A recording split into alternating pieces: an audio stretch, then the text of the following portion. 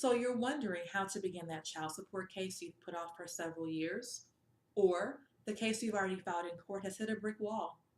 Hello, my name is attorney Danielle Pinkston, and I am the owner and founder of Pinkston Law Group. Welcome to What You Should Know Wednesdays.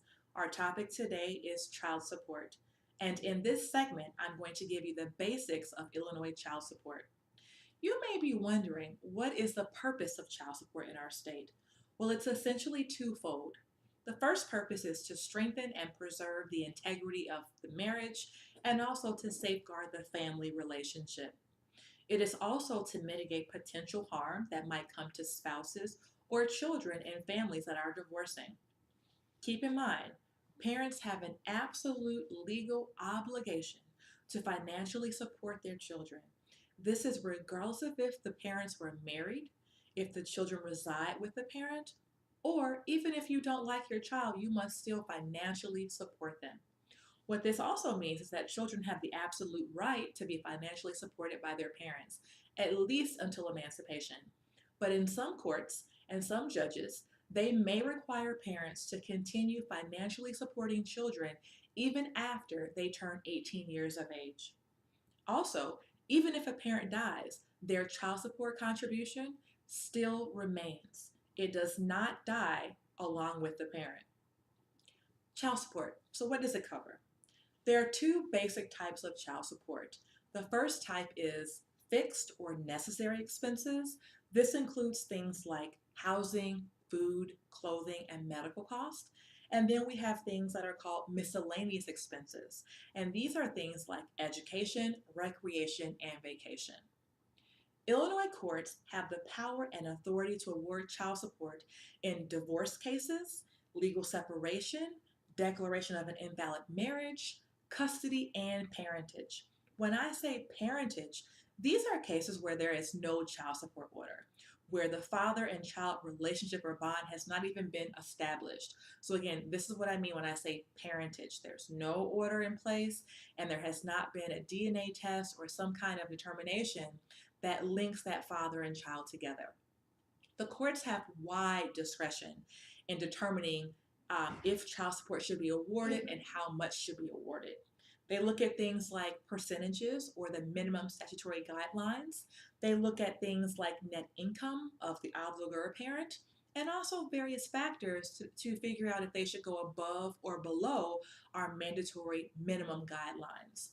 So, what are these statutory percentages or guidelines? Well, it is the law in 750 ILCS 5/505A1. And essentially, if you have one child, you pay 20%. If you have two children, 28%. Three children, 32%. Four children, 40%. Five children, 45%. And if you have six, you pay 50%. Now, again, this is based off your net income. So when I say your income means all money you have coming in from all sources.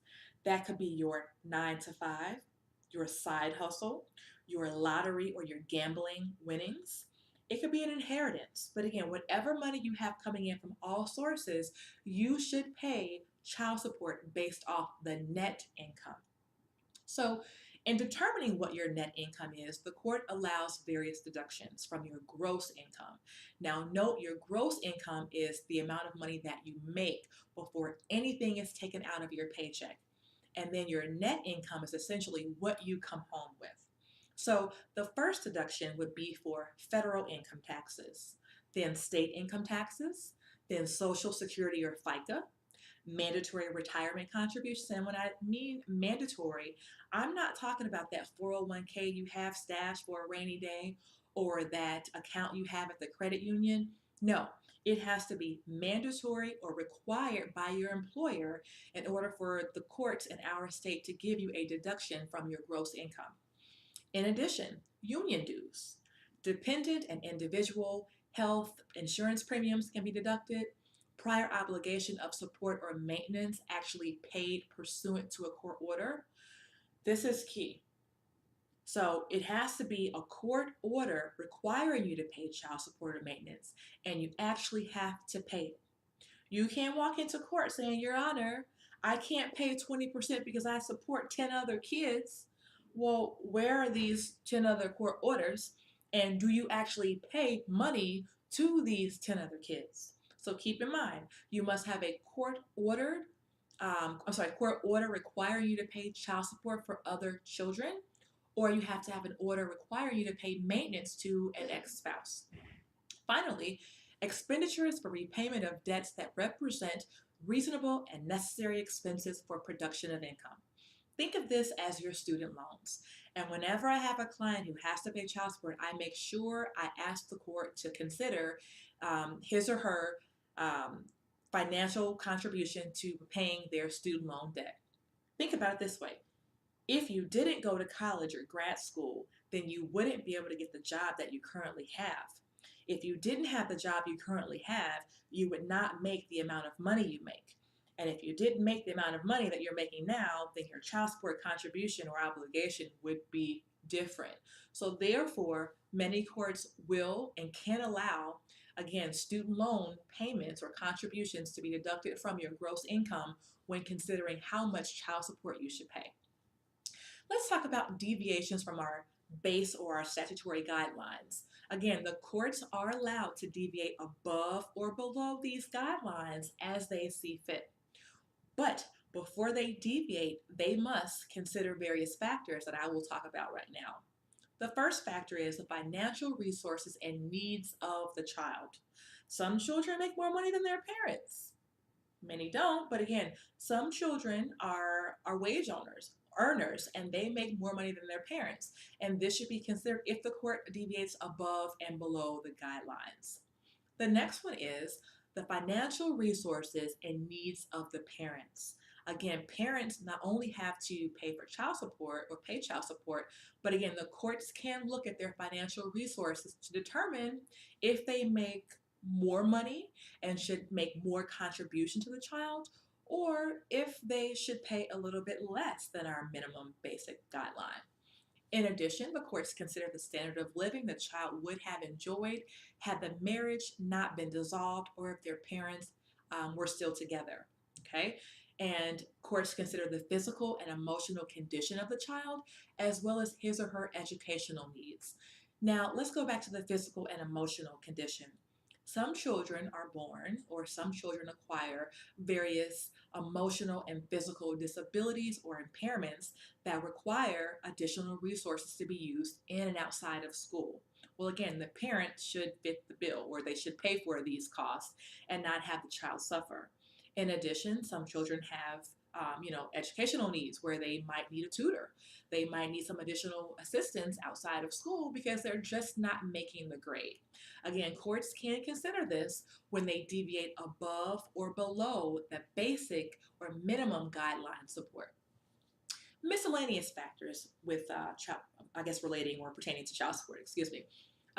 You might want to know if your spouse or former spouse should be punished for having an extramarital affair, and if the courts can require them or punish them, make them pay more child support. No, courts are not in the business of assessing punitive damages for cheating spouses. So no, you will not get more child support based on the fact that your spouse has stepped outside the marriage. Number two, financial misconduct or inability to pay adequate support. Well, take for instance, you have an ex-wife or an ex-girlfriend, and you strongly believe that this person is not using child support appropriately. But instead of paying for the children's needs, this person is paying to get their hair, nails, makeup, and clothes, done all the time. Okay, you can ask the court to require this person to receive child support in a certain manner or method, and to have the court make sure this parent pays for the children's needs and not their personal or social needs. The next one, deviation by agreement. Parents can deviate above or below the minimum or basic guidelines. The courts will allow you to come to your own decision or conclusion about how much should be paid. However, if parents do this, they must be prepared to give the court a sufficient factual basis for deviating so that the court can make the appropriate finding on the record to reflect this.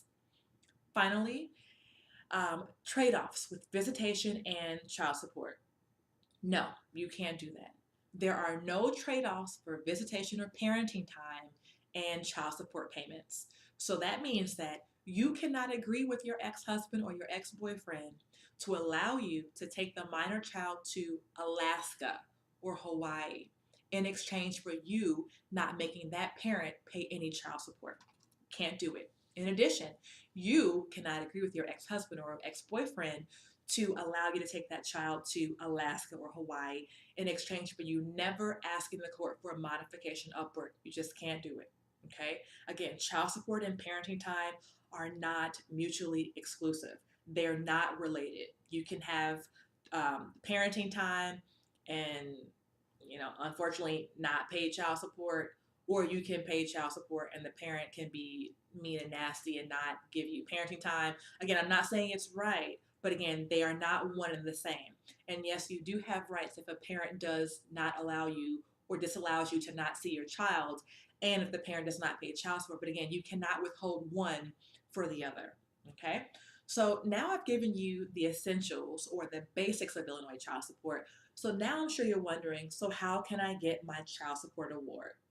Well, what you have to do is file a complaint or what we call a petition with the court in your county, in your district or circuit, okay, on your behalf or the child's behalf. This petition must state basic things like the jurisdictional basis for the relief. I've already gone over those. These are things like you're getting a divorce, you're legally separating, your marriage has been found to be invalid, it's a allocation of parental responsibility case, or it's a new parentage case. These are your jurisdictional bases for obtaining temporary and or permanent child support. You must also state the marital status of the parties. Were you married? Were you in a relationship? And you were not married. You must state the number of children for which you are seeking child support for.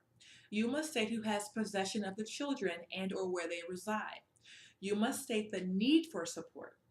You must state the basis on which the non-custodial or the parent that does not have majority of the parenting time can be set. For instance, you should state that your ex-husband or the child, the other party, works at, I don't know, Walt Disney World, and they make X amount of dollars per week or per month. Okay? If you don't know, the language should be something like on information and belief, the respondent or the parent you're trying to get to pay child support is employed and gainfully employed.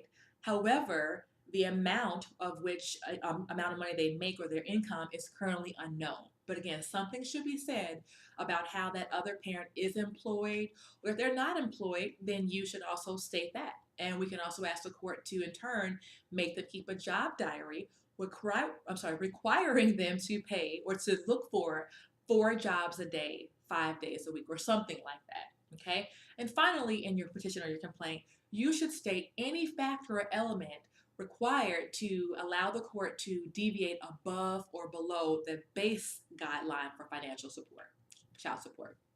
Okay? In addition to your complaint or petition, you should always have an affidavit. Okay? An affidavit is required with your petition to establish temporary and or permanent support. In this affidavit, you should put as much detail about the basic needs that I've already talked about before, about how the other person has the ability to pay, and again, your need for support, etc., and so forth. However, even though it's required, our courts are not on the same accord regarding what kind of affidavit is actually necessary or required.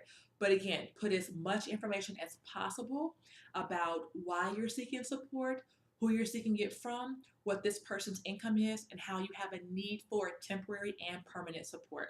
Okay? Best practices. Local rule in Cook County 13.3.1 and 13.3.2 set out that whenever a person is trying to move the court for financial relief, meaning child support, you must always tender the other party what's called a 13.3.1 financial affidavit. Okay, again, a 13.3.1 financial disclosure or affidavit should be tendered to the other party within 30 days. Also, 13.3.2 states that you should give the other party the last 2 years of your income taxes, income tax returns, and your last 5 pay stubs. Again, both parties should exchange these mandatory documents within 30 days of the petition being filed in court. Okay, so now I know you're wondering, well, I have my petition, I have my affidavit, everything looks perfect. When does child support actually begin? Well, if you filed your petition and your complaint properly, child support goes back to date of filing. What that means is if you file your petition or your complaint on January 15th, 2017, but the final order is not put in until January of 2017, well, it goes back to your date of filing. So again, January 2017 is when child support would begin. However, there's an exception. In parentage cases, where again child support has never been established and parentage has not been established as well, child support can go back to actually when the person receives the summons. Okay, but there's another catch. In 750 ILCS 45/14, the court does have discretion to go back before the person received the summons and the complaint. I'll repeat. Yes, child support can go back to things like date of birth or a year prior to filing the actual complaint and the person actually receiving the summons, or 5 years before. But again, you must meet the basic factors set out in 750 ILCS 45/14. Okay? Well, we did receive one question from a viewer, and the question was essentially they have filed an application for child support with the state of Illinois. However, they don't know what the status of this case is. They went online and didn't find their case in the Circuit Court of Cook County, and they're wondering what they should do next. Well, keep in mind that HFS, or our state of Illinois, can handle child support cases outside of court. They can administratively issue orders and tender those orders to the person who has the duty to support the minor child and to that person's job directly. They don't have to file things in court. Okay. However, a lot of times they do, but they don't always have to do that. So my advice to you would be to call HFS, call the state, inquire about your case, check on the status, call and keep calling until you get a live person to give you the answers that you're seeking from me. Okay. If you're not satisfied with what HFS has told you about the status of your case, or if they're unable to assist you, then you may want to seek a private attorney who can meet the needs that you have privately without having the state handle it. Okay, again, the state does a marvelous job. They are able to get support orders entered, but again, if you think that you need more individual attention or a private attorney, then I would encourage you to contact my office at 773-770-4771. Again, 773-770-4771. Or you can now schedule consultations online with me at pinklaw.acuityscheduling.com. Again, that's pinklaw.acuityscheduling.com. That's all my time for this week. I hope that today's segment has been very helpful and has given you new insight and clarification regarding child support in our state. Please note that, again, this segment was not intended to be or take the place of a one-on-one consultation, and I'm not your attorney. If you feel you need more clarification or more legal advice, then schedule your consultation with me, and I've already given you the information. But once again, this is not intended to take the place of a full, complete one-on-one consultation with a legal advisor or attorney. And again, I would advise if you have any additional questions to contact myself or another lawyer regarding your legal needs. As always, it has been my pleasure, and I look forward to meeting all of your legal needs with professionalism and integrity, and thank you for tuning in.